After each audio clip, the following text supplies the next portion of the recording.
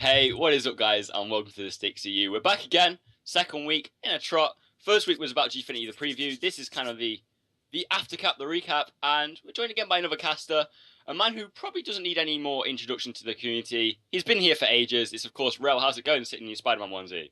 How's it going, guys? I'm doing great. Good. And then, obviously, my partner in crime, co-host, Tommy, also known as the Ginger Scump, the EU Scump. He is a scum. He basically is the EU Scump. I still don't Both see it. Ginger. Everyone keeps says saying it's- this. Everyone says he is. You do kind of look like scum. I saw who was it? I saw Joel at the event, XL Joel, and he was like, "Oh, we were gonna get you to do an interview and pretend you were Scump." I'm like, I don't look like Scump. You Kind of do look like scum. No. Anyway, It's not a bad thing.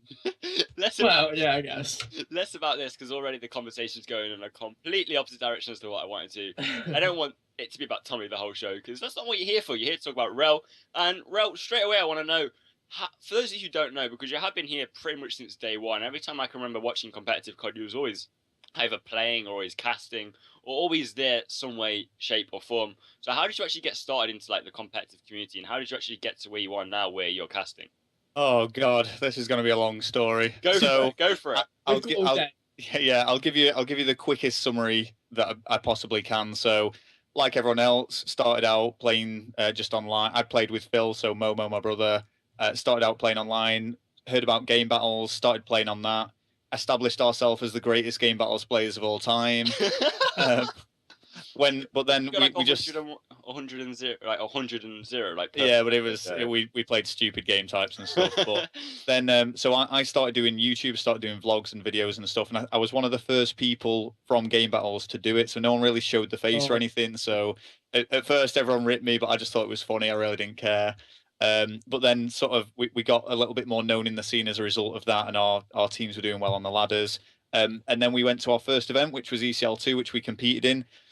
Came last, but had a great time. And I did a vlog before then saying, I'm quitting YouTube, quitting gaming, like competitive gaming and everything, but I just want to go to one LAN before I quit gaming. So wait, let me get this straight. You were really good on game battles, and then you turned up at LAN and pooped the bed. Well, and this is something that I'll point out for any open event. A lot of it is to do with seeding. If you come into an event with the lowest seed possible, the first game you play is against the highest seed possible. So it's yeah, I guess. That's how it used to work. I know it's all changed now, but so anyway, yeah. After that, I mean, we had some relatively good placements. I think my highest placement was top. So I got top 16 at an EGL out of 64-ish, and I got 11th out of 24 at a reflex or something, which I know isn't great, but yeah. Anyway, so I did all that, and then after doing a few events, realized I wasn't that good. I didn't want to keep playing, but I still wanted to be involved in the scene. So after playing for a while and then backing out and wanting to be involved, they needed someone to cast the events, and it was literally just purely a timing thing. I'd done a lot of YouTube videos casting over gameplay. I said, well, I'll give it a go. I was so biased at the time towards I would make sure I was always casting my brother's game and just literally I'd just watch him. Look at his yeah. POV. So, but this is going back. Everything was a lot less professional back then and everything. So it was kind of a bit very, very casual. But I've casted. I know I've been to nearly 37 events now or something. Wow. So all around the world and everything. I'm not blowing my own trumpet. I'm just sort of putting it into perspective. Things have gotten a lot bigger and a lot more serious, and that's kind of the shortest and probably really boring story that I can give you today. So you've basically gone from being able to drink and get intoxicated on stream to now to the point where Gfinity was last week. What was quite a I'm pretty sure it's a stark contrast from your early days of casting, being very biased to your brother, to now casting with your brother. I'm sure that's a little bit of a change, obviously. Well, yeah, your brother next to you. Yeah, because it's two ex-professional players casting together now. Really, when you think about it, yeah, I wouldn't really say you as a professional player. I was going to say. I mean, like Momo just qualifies as semi-professional, so I don't think like you qualify as professional if he qualifies as semi. For a second there, I genuinely thought you were both just going to go along with that, but no, I'm calling you out on that. No, yeah, we're very serious here. I mean, it's really good actually casting with Phil, my brother, because he's only recently retired, if you want to call it that. So he's competed on Advanced Warfare, so he's got really good game knowledge. He's played a lot longer than me, and he is better than me at Call of Duty. Like, there's no denying that. So he has that game knowledge insight to it, and I've casted now for 4.5 years. So I've done it so long that we bounce well off each other. Obviously, the chemistry's there because we're brothers. So yeah, no, it's really good. Love doing it with him. So obviously, we were both at Gfinity at the weekend. Sally Rage wasn't because technical kind of I got him difficulties. banned. He's Yeah, banned. you got him banned for good. But obviously, Sally Rage isn't of age to be at the event. But we talk enough about this. What did you think about the event? What did you think of the competition in general? Do you think the teams that Gfinity chose were the right ones to attend? Because obviously, Gfinity have a lot on their shoulders because they've got to, they invited the team. So obviously, if they don't get it right, it can sometimes not lead to an amazing event. But personally, I really enjoyed it. What did you think of it? So yeah, I mean, I say this without hesitation, it was probably one of the best events that I've ever been to, and there's various reasons for that, and I think a big part of it is how smoothly it ran. It was flawless. You know, timing, the schedule, everything like that just went completely to plan. And like I said, I've casted a lot of events, and things have just come on in leaps and bounds. So obviously there's the World Championships, which is massive, and it's a big deal for me going to LA to do that. So that'll always be at the forefront of things I've done. But this was a close contender, even though it was on our home turf. You know, we had literally the best 16 teams in the world. I know you wanted to get a couple of others in, but couldn't make it for various reasons. But when you actually looked at the lineup and the pools, every single pool was just stacked with talent. So it had a big drawing in terms of viewers. A lot of people wanted to spectate. There was loads of people going around the event asking for autographs and pictures, and it just had this really nice vibe to it. The event itself, for those that didn't know, it's a converted cinema basically. So even when you go into a cinema, you can see all the snacks and you can get hot dogs. There's actually Gfinity food that you can buy. I'm pretty sure you can order a pizza from your seat. Yeah. We had a person come around. I was like, wait, what? You can order pizza from your seat? I was like, wow. But so I mean, yeah, sorry, I was going to say, so this is it. It's like you're watching Call of Duty, the best teams in the world competing against each other for a massive cash prize, all the prestige, having popcorn, chilling on cinema seats with your mates. It's better than sort of standing or sitting on the floor or anything. But the venue's perfectly located, loads of food places nearby and everything. Oh, Phil's just come in my room. In a stream on his phone. Get him to come and stream. Hey. Hi. He's watching the stream. Oh wow. That's really like. Oh wow. That's trippy. Well, this is a professional stream. We're trying to do it. We have not ever had this before. Get out Oh my gosh. I was thinking you up before. We're the professional VP brothers now. Does he want to get a mic as well and just join us? Or? Do you want to join or? I haven't got a mic that I can connect. You can do another show. We'll have him on another time. Oh my gosh! What did you think of the production? Because obviously, I felt it was very, very, very good. They brought in a couple of new things. Obviously, when they had problems with the audio, they had something on stream to actually let you know. I love how he's just sitting in the background, and then obviously just go along with it. It's fine. Okay. In the booth for the first time, we actually saw listenings, but not through the headsets. There was actually a mic within the booth. So what was your overall perspective of the production of the event? Yeah, so I think it's got to the point now where soundproof booths or things of that nature are almost essential when it comes to an event of this kind of prestige, because people want to be able to hear what's going on when search and destroy is happening. And it sounds like a silly thing to say, but I've casted so many events where we can't cast what's happening in search and destroy, because if you say something like, oh, you know, there's a big A push going down or B push, it obviously ruin it for the other team. They can hear it, they can move along with that, and we kind of work with it. You know, we'll be very vague and discreet, but when to actually cast it and as for viewership, it's not very good. So booths great, soundproof great, listenings as well. And I know viewers, some viewers would rather have a listening the whole time, especially when Rage is casting or something. Wow. So Oh dear. Just no. mute it. Put that mute button on. No, but you know, it's good. A lot of viewers appreciate just the listening when there's a frantic bit of gameplay going on. It's nice to mix it up with the casting and everything. So presentation, I mean, like you said, Tommy, you were there yourself, so you saw it. It was a huge cinema screen that it was watching Call of Duty in a cinema, but you had the players right in front of you in the booth, so really well presented, and it had this. It was a very nice, cozy, but at the same time, sort of grand event. So it was good. It was nice. Awesome. What did you think of? Because obviously there's 3 stages for you guys that haven't actually attended the event. You've got the main stage, the challenger stage, and then also a press stage. What do you think of the press arena? Obviously, I think every team is forced to take an interview after their matches. What do you kind of think that does for esports and Call of Duty. I just love how Phil's just in the background, just chilling. I was laughing. I was going to say forced is such a strong word. It's like, you must be interviewed. Well, you must come in here. Yeah, but they want. I know you what to. you mean, though. Yeah, so it's great. So I remember when I went to the Gfinity Call of Duty Open, that feature wasn't particularly utilized, so it was kind of put on. You know, the COD Open, it wasn't so much a guinea pig or a trial run, but it was the first time I'd been there, and I know it was just sort of getting the ball rolling with it all. So they've made full use of that now. It adds this much more professional vibe to it all. So when you actually think about it, just take esports out of the question, but sports in general, they have these interview rooms and everything, and it really is raising the bar on it. And it's something that Gfinity have done since the start. So since the first event I've gone to, every single event I've gone to since then, it's just been better and better, which is why I'd always encourage people to get involved and come and view the streams or come and spectate the events. But yeah, so interview stage, great. The challenger stage was almost essential, because in order to stream every single game that was happening and stick to a time scale where it all fit within one weekend, they had to have separate streams. But the way that they set it up was that it's 2 cinema screens, so there's no difference between the main stage and the challenger stage, just the difference in competition on them. Yeah, you need to stop. But yeah, so it's great. So every single game could be streamed is the point of it. So again, flawless production. Going into the actual event itself, it was a group play format, so it's something what we've kind of become a little bit become accustomed to, especially with Gfinity. They seem to really favour that format.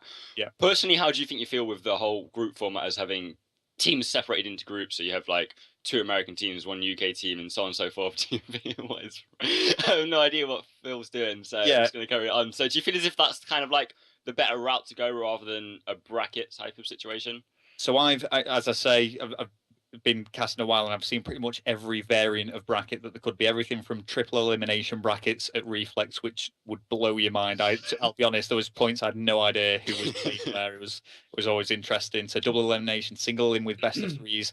And for me personally, I really enjoy the group play. And yeah, I don't know if it's just because like I familiarize it with football, like the World Cup. You have your groups and the sort of level of competition and everything, but it separates people, so it gives everyone, you know, in each group you've got 4 teams, and you can kind of seed them 1 to 4, and everyone kind of has a shot of hitting the top half from there, if that makes sense. So if you just put all of the teams into one bracket, it's kind of obvious who's going to advance, but it just, I don't know, it makes it a lot more competitive, a lot more interesting to watch, and you kind of track the groups and think, oh, this, you know, the play from this team, this group's going to be playing this group. So I really like the group stages.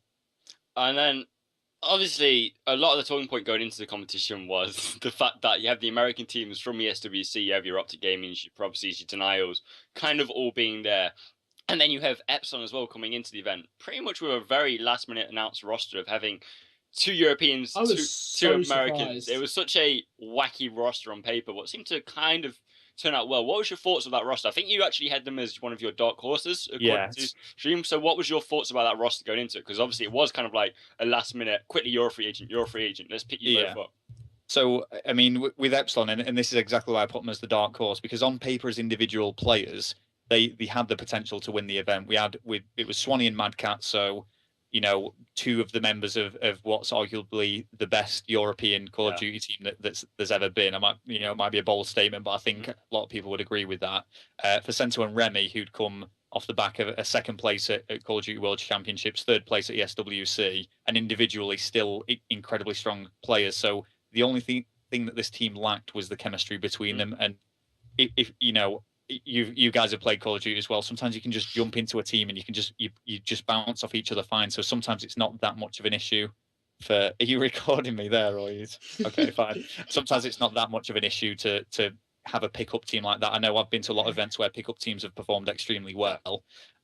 So whilst I didn't, you know, when you stack them up against the likes of Optic Gaming or something, they were inferior, but they had that. That's why I put them as a dark horse, because there was that chance that they could do some significant damage. Yeah, Tommy, what was your thoughts about that team obviously going into it? Because I know you was very surprised, because we was kind of talking about it before the event. Yeah, I was very surprised, because obviously it's not often that you have kind of a combined kind of mixture of both EU and NA teams. It's happened very few times, and obviously Epsilon was a bit we didn't know what was happening with them because obviously Josh and Tommy have gone over to Vitality Storm. We don't know what Swanee's doing. Obviously, Mad Cat's now gone over to TCM. So it's a bit like, are they actually going to pick up a team? Are they going to drop out? But they obviously ended up picking up Facento and was it Remy, I think? I thought for a pickup squad as they go, that it was a pretty good roster. It's a shame that they kind of dropped out of the tournament when they did. The team that most impressed me, though, in terms of European competition was TCM. We talked about it on the STiKS show on Monday. I think Shane had like a 2.1 KD in S&D, and overall they were in like the top 15, all of the players. So I don't know what happened there, but just in general, EU teams did very well on S&D. I mean, is that something that you noted, ReL? Yeah, it was hard to separate. I'm trying to remember particular games myself, but I know that Optic Nation were going last map a lot of times, in some cases last round. I know it was the same with TK, so Aware Gaming, literally going last map, last round with them. Search and Destroy has always been a bit of a gamble, I think, for a lot of teams, and I think in the past has been really underrated. A lot of players would go into it thinking, it's kind of random. If you can just get a kill, you can win the round. But I think more than ever, it's being practiced now. So it's always been the case that European teams or non-North American teams are always a step behind. But whilst I still think there is that divide with, people literally playing as the job in America at the moment, I do feel like we're slowly catching up to them, very slowly. But so yeah. Do you feel as if TCM going over to America to compete in the Pro League, and I believe Shane said in one of his interviews, they're working and playing for their spot in America in the sense like it is their job now. Do you feel as if that, as long as the addition of knowing that Gunchi was retiring, do you feel as if that kind of psychologically had an aspect, especially the Gunchi retiring, and then obviously the fact that they have practice playing against these top teams, do you feel as if that probably helped them a lot going into the event to the place where they can place top 4? Or do you feel as it was just the fact that they're just so good as a team? I mean, a combination of the two. The reason that they've gone to America in the first place is because they were one of the best European teams. It was always TCM and Epsilon at the top, so they've earned the place there. But of course, if you play against the best, you're only going to raise your game.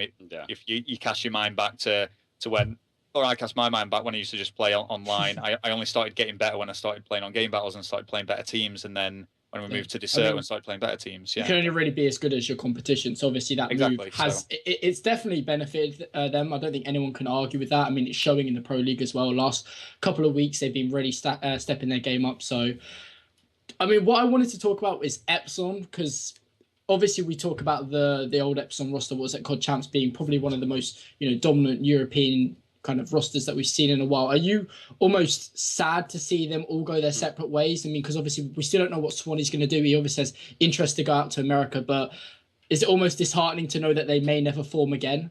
Yeah, I will answer that question. I just want to say, by the way, when my brother was behind me, he said, that Tommy guy looks like scum. Oh, genuinely said it. I'm leaving. I'm leaving. There we go. We've got an independent opinion, and it's clear that you are the scum. You all need glasses like me. I'm sorry. Anyway, so carry on. But yeah, so Epsilon, there is, it's going to be very nostalgic thinking about it, but it's like, as I say, I think they've been the best. I know TCM have been the closest rivals, and it's always been them two in the grand finals in the past. But I think as individual players, the influence they've had. So Swan is a massive figurehead in European competitive Call of Duty. I think a big factor of that is because he's competed under Optic for a short spell. Josh kind of rose from Josh and Mad Cat originally started out with Momo, funnily enough, and moved on from there. But they've just climbed the ranks and become sort of this duo that the European scene loves. And Tommy is, when you look at his placements, it's unreal. If you ever get a chance to look at Tommy's list of placements, I don't know what it is off the top of my head, but it's just first like 20 odd times or something. It is one of, if not the best European player in my opinion. So yeah, to break them up and break such a good team up and them go their own separate ways is kind of sad. Especially, every COD Champs, I think a lot of people have thought our best hope here is Epsilon. So we've had, and this is absolutely no disrespect to the other guys because they've performed really well, but like Infused and Aware, and everyone's thinking, they can do well, but everyone's thinking, but Epsilon, they can really bring it to them. TCM might have a shot, and it's been the sad story that they've just fallen at the final hurdle. So it's a shame to see what has been the best European team go, but I'm sure they're going to find a good team somewhere. Do you reckon if they maybe did better? I mean, Alex, you can feed into this as well. Do you reckon if they'd done maybe better at COD Champs, that we may have seen a different kind of result, and maybe Tommy would have stayed, or do you reckon he would have gone regardless because of what he's been offered?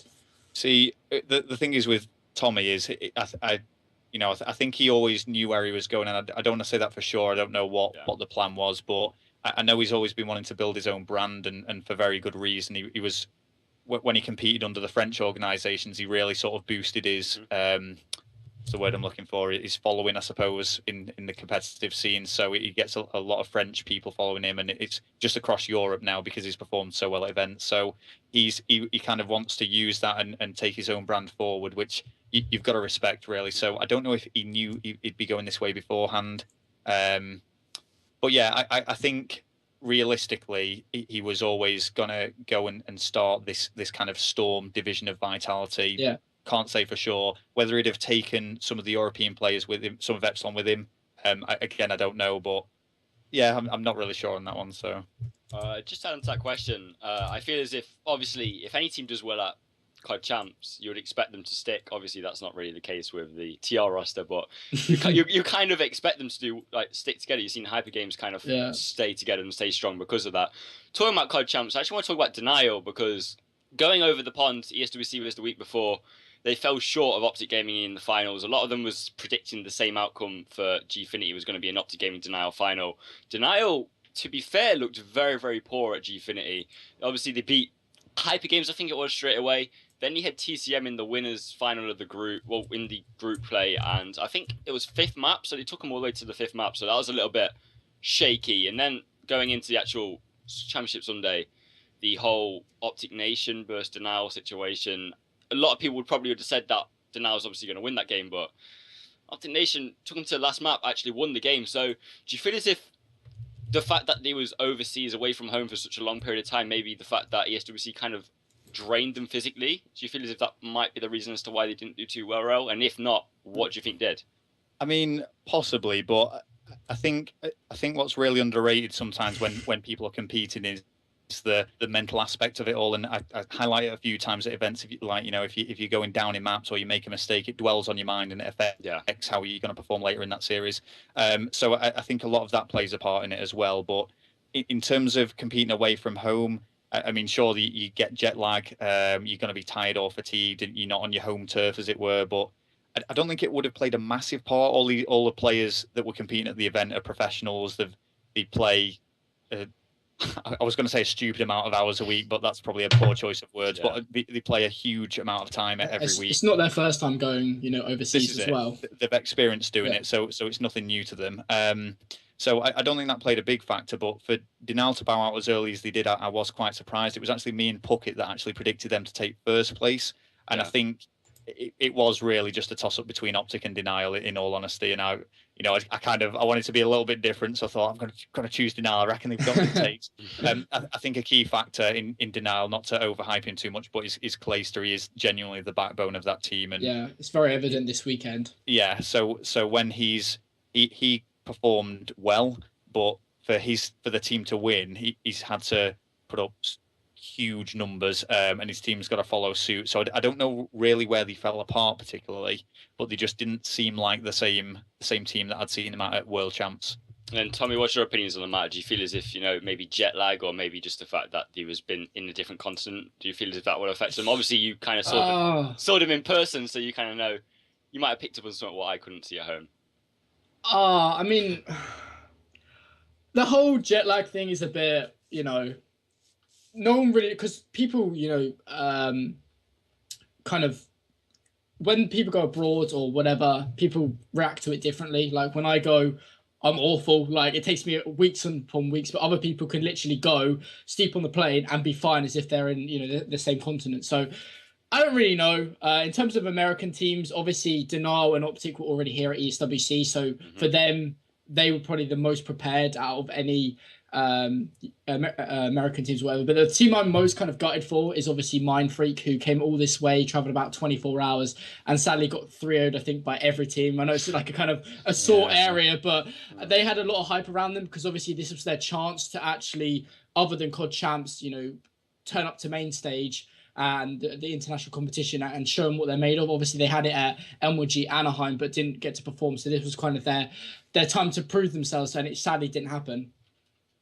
Yeah, I mean, I was going to say on the subject of Mind Freak, it was really unfortunate. I think everyone, Americans included, almost just want them to do well, just for this Australian team, and arguably the best Australian COD team there's ever been. When you look at the individual players involved and what they've achieved in OzCOD, for them to go 0-3 and 0-3, and then that just be it for them, it was just such a shame, because knowing how good they are and how well they did at COD Champs. But that's the nature of the competition, so that it is what it is. I think, to be fair, coming from a personal level, ReL, you've obviously got experience of traveling over to America to cast events. Do you personally get jet lag, and if so, do you kind of feel it? Do you can kind of sympathise, so to speak, with players, or don't you get jet lag? Well, it's not so much that, it's just that I'm usually shattered at every single event. I think a lot of casters will agree. I'm not going to try and make out like it's this rigorous task of casting, but it can be quite draining when you're just talking for such an extended period of time. If you do back-to-back games, it does take its toll on you. So I think generally at all events I'm just fatigued as it is. So, but yeah, jet lag is certainly a factor in it. But teams, they're not arriving in America or arriving into Europe and then just playing a game straight away. They've got time to catch up on the sleep or do whatever they need to do. So if they don't do it, I guess it's their own fault. But I don't think it plays a bigger factor as people make out. To be honest, I think you're just getting old. I didn't want to say it, but that must be it. Obviously, because you're getting old, you're gonna take a little power nap. We're gonna have a quick break, and then when we get back, we're gonna actually have an announcement for you. We tweeted out about 5 minutes ago that we have an announcement, and that will be announced straight after this ad break. So make sure you stay tuned for that. And yeah, we'll see you on the other side of this ad break. See you in a bit. Bye. Hi guys, we've actually replaced ReL with a Spider-Man, and I think that's probably because he's in shame of that video. What you just seen, it was quite a funny video. I'm not gonna lie. When I first heard about it on Twitter, I was just praying that there was a video somewhere, and thankfully there's about 10. So that's always good for the entertainment purposes. It was very majestic. I'm actually surprised that you can somehow memorize that dance, but we'll get into it a little bit later because I actually really want to bring that up because you're probably the only caster who does that. But yeah, you're here for the announcement. A lot of you are here for the announcement. And the announcement is down below, we have some codes. 5% for the STiKS if you use that code for the scuff. And now we're going to have our own G Fuel code. So use the code STiKS for a nice discount off your G Fuel as well. Before we was using the Kingdom code. Now we've got our own STiKS code. So whoop. Go check that out down below. I'm sure Goldie's probably, sorted some tweets or so on and so forth. I'm sure he's already sorted it because Goldie is the man. So yeah, go check that out. Get your G Fuel, get your Blood Orange and all that nice good stuff because it's really nice.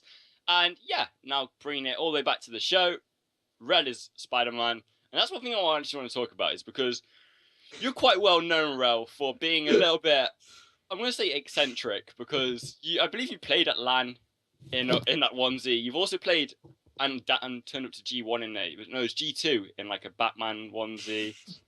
There's all sorts of random stuff. There's videos of you being extremely intoxicated on stream at a LAN. There's videos of you dancing, as we've just seen. There's videos of you singing. Is there anything you don't do?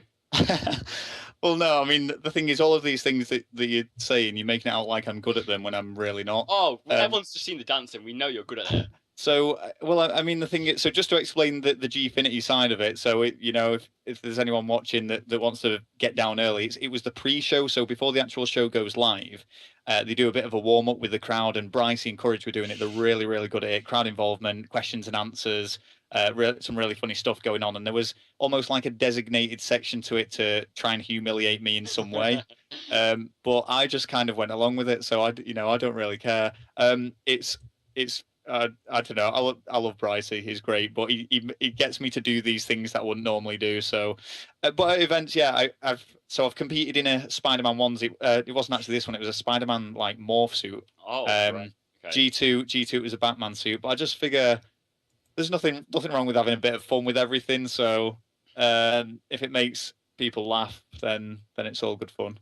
So basically, Bryce bullies you until you do things for his entertainment. Oh no! So Bryce is an absolute legend. So it's like a little partnership we've got. So I'd never say anything bad about Bryce. He's is awesome. So but he tries to bring me out of this shell that he believes I have, and he wants me to do things, but I just go along with it. From viewing it, it looked like you did it pretty willingly. That's all Yeah. I'll say. It looked like you were like, I'm getting up on the stage, get out of my way. The story. So Like the Phil first time Holdren's round, back. what you probably didn't see originally, it was 4 people that were dancing. So they called 4 people up on stage so it was 4 people to dance for a hoodie. There was a dance off for like a hoodie, and it was just like. But then Brycey got on the mic and went, "ReL up here now." So I was like, "No, I don't want to." It's like, "ReL, come on." So and then I just started doing it, and I was disappointed with my performance. And I was like, "Right, hold on a second. I'm doing this. I'm doing it properly." So I said, "Get in sync on. We'll do it properly." And so that was fine. But the second pre-show was singing, which I really didn't want to do. Like you probably can't tell in the video, but my hand is shaking holding the microphone. I haven't seen that video. That's disappointing. It's singing a whole new world Aladdin. Oh no! So I really didn't want to do it, but I knew that there was no escape. Brycey would not let it drop if I didn't do it. So I just thought, okay, I might as well just choose a song. I said, put a Disney song on. They chose that song, and so be it. Yeah, I don't even know where to begin from that. I mean, it's definitely the best moment of your casting career, or the best moment? I just flicked my eyes to the chat. I've seen Bryce's in it saying that I beg to do it. Best moment. Well, so the honest truth is, which Brycey has some like credibility here. I've in the weirdest sort of way, I've always wanted to do that dance in front of a group of people. No. Just because you heard it here first. I figured, I've learned it. I just want to share it with the world. So when I did it, I was like, oh, it's done now. It's fine. I turned onto the screen. It's actually my Twitter banner now, and it just said ReL wins at life. And I was just like, I've completed life. I've done it. I remember because they put a graphic on of you holding the trophy up, and it was just like ReL wins at life. I was just like, amazing. Brycey said the best moments for ReL in casting is working with me, and we've got a good little bromance, me and Bryce. It's all good. Tommy, I believe you have a question, right? Or am I wrong? Because I'm sure you've got the preparation for it. I could formulate a question in I thought you had one. I feel now. Well, I mean, we'll talk about the EU Pro League in a little bit because it's quite big news for the European scene and kind of going forward. But just to kind of finish on Gfinity, is there anything that could have been done to maybe improve the event? I know I thought it was an absolutely amazing event. There's little that they did wrong, but from your perspective, actually kind of, being kind of behind the scenes, is there anything you saw that maybe they could have been done better? Don't be kind because Bryce is in the chat. Yeah. No, we can ban him. We can ban. No, it's nothing at all to do with that. I'm genuinely trying to think because I mean I could probably throw the same question back at yourself and you'd struggle for an answer as well. Yeah, precisely. There's no. I didn't know if there was anything that you saw that we didn't, because obviously you probably saw more of the actual overall production. I mean, it's fair to say that Gfinity do a good job in general because they have this event. They've put on events every single week since they opened the Gfinity Arena, so it's hard to come up with anything. But it's even like down to. So I did an event, and again, I really don't want to slander events. One of the more strenuous ones, I would say, was called Skyline in France. And there was no food, no water. It was like there was nothing. There was like they called, I don't know what it is. It was like bread. It was just like Nutella on bread. Someone brought in for everyone to have. And actually, I was so hungry at one of the ends of the nights that I had some Tic Tacs. I had some Tuck biscuits. So I made the Tic Tac Tuck, and that was my. Yeah, that was my meal for tonight. But my point is, so with Gfinity, they provide you with water, they'll give you food, so they've just got boxes of it. So there's no. I saw between matches, they were literally coming in with like many like crates of drinks and stuff. I was like, what is this? And everything, there's even a designated referee behind each team of players playing, so that it's really hard to follow. And I'm not just saying that because I'm involved with Gfinity. And if I'd ask the question to you guys, and I imagine it would be a similar sort of thing, but. I don't know. I couldn't pick anything, in all honesty. I would agree. I've just looked at the chat, and I don't know Ray Q, but he seems to want Alex. I don't know why. He's just being a little bit weird. So sorry, I want to see the picture though. Oh no, I'm not gonna lie. Wearing that hat, and I look. Oh please. But anyway, carrying on from the chat because Ray Q, he's a little bit weird. But I wouldn't say that. But yeah, good to talk about the EU Pro League. I kind of actually missed the live announcement because I was sitting at home. I had it on my Xbox. I was like, oh my god, this announcement, what's it going to be? And then I think it was on 8 seconds, the stream went down. So I was just like, I had no idea what was going on. I was about to cry. It was a horrible, emotionally draining experience. Thankfully, I seen the tweets from Bryce and Martin White and Gfinity to kind of clarify what was going on. Tommy, you was there. Was you there at that time, or was you away? Because didn't have a live announcement. When was this? What, the announcement of the EU Pro League? That was on the Sunday. I was only there on the Saturday. So anyway, I've watched the YouTube video, what was on Gfinity, to clarify it all up, and Martin Wyatt kind of announced the Gfinity Pro League. It's been a long time coming, I'm not going to lie. A lot of people have been wanting it for a while now. I know it's been something what's been in the works because I believe Activision are behind it. So obviously anything what's getting that support, I imagine, requires a lot of paperwork and a lot of ironing out. What's your initial thoughts on the Pro League ReL? And Tommy, I'll go ReL first. So I was right there with you on this. So I actually went to the toilet when this was being announced. So I missed it all as well. So as soon as I got back, I came back when Martin was saying, "Oh, and by the way, happy birthday to XL Joel," and I was like, "I've missed something here, haven't I?" So Wyatt on stream. It's like, this doesn't happen often. Yeah. So again, I kind of knew about the Pro League a little bit, but I didn't know the details. So I watched the video back and just brought myself up to speed in between my matches. And yeah, it's amazing. They've dubbed the leagues very suspiciously like something else. So there's the Premier League and there's Championship and stuff, but it's a format that gamers can quite easily associate to. It's not like they're trying to create their own thing here. They're taking a format that works well and just implement it into gaming. And it's just kind of showing that there's not that much difference between esports and sports itself, in the way that there's these teams that are better than others and they can rise through the leagues. I think it's great because it means that the Premier League obviously has the best teams, so that the best teams are playing against each other. The Championship will receive a lot of support. Probably going to see what maybe some sub-con teams might come into there, But it's great because people will support underdogs, they'll support the favourites, they'll want to see the promotions, they'll want to escape the best favourite teams to get out of relegation. And obviously the Premier League teams, I can't remember off the top of my head the ins and outs of it, but I think they're guaranteed a spot, or the top four are guaranteed a spot. Yeah, I think you said that, yeah.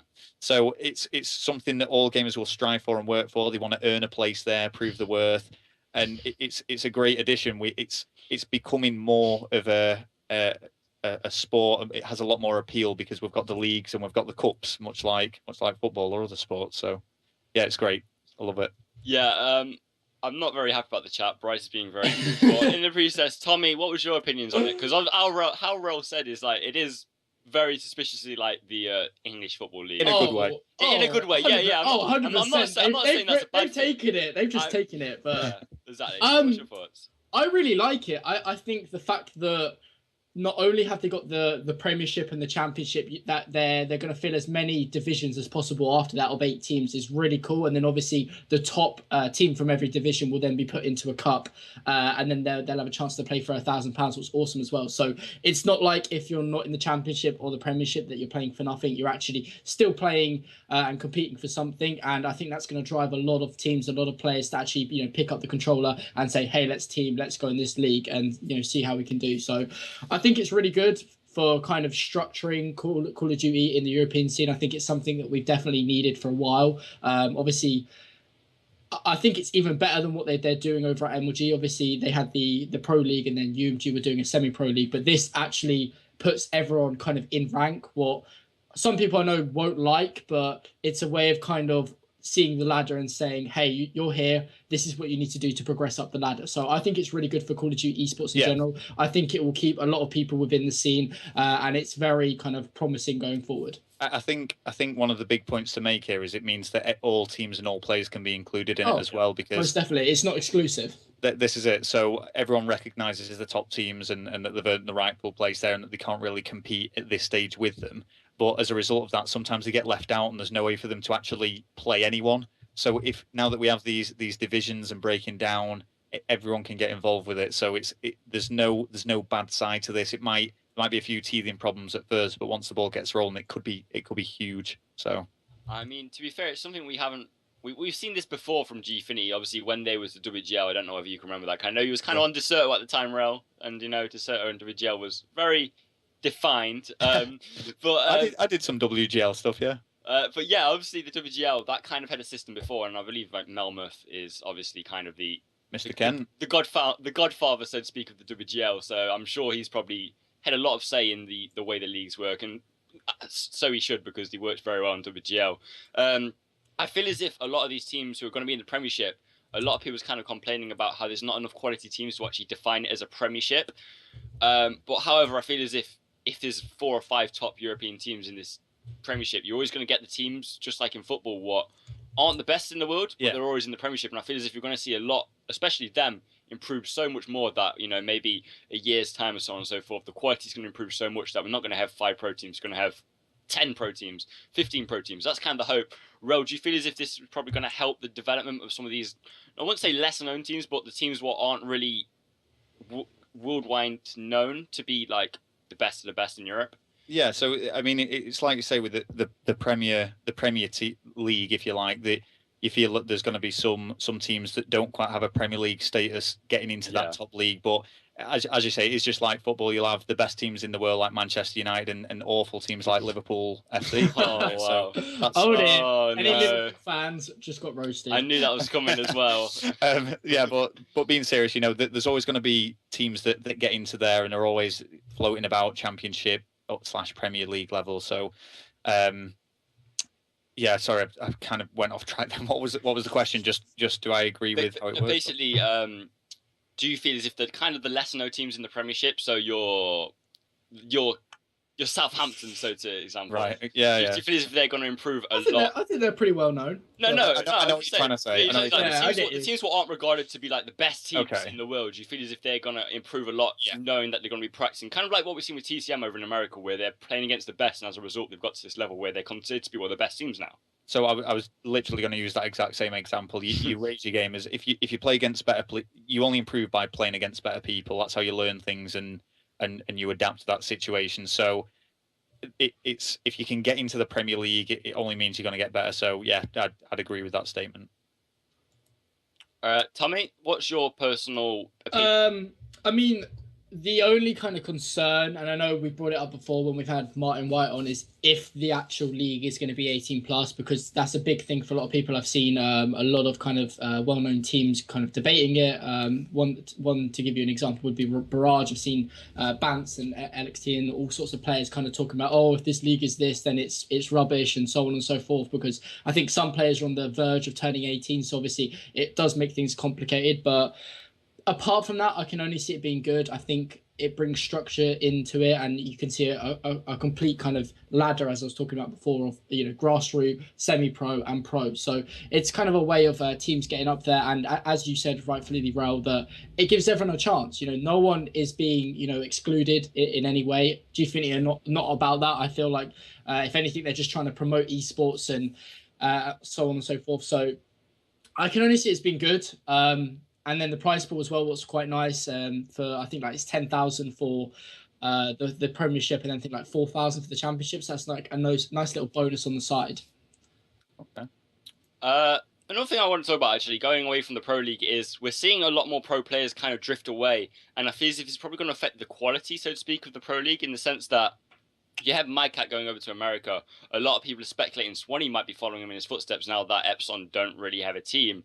I see ReL smirking for some reason. And then obviously, if MyCat are over there, if you've got 3 other players on TCM, including MyCat, so 4 players over there, all you've really got is Vitality, Aware, and Swanee if he stays, who are considered to be the best of the best. Obviously, you have Infused and so on and so forth. But do you feel as if we might see some new players kind of come through the league system, maybe from the Championship, then get promoted, and then we're going to see all of a sudden someone Rage, for example? Do you feel as if he's going to be like the next best player? Because I'm quite good.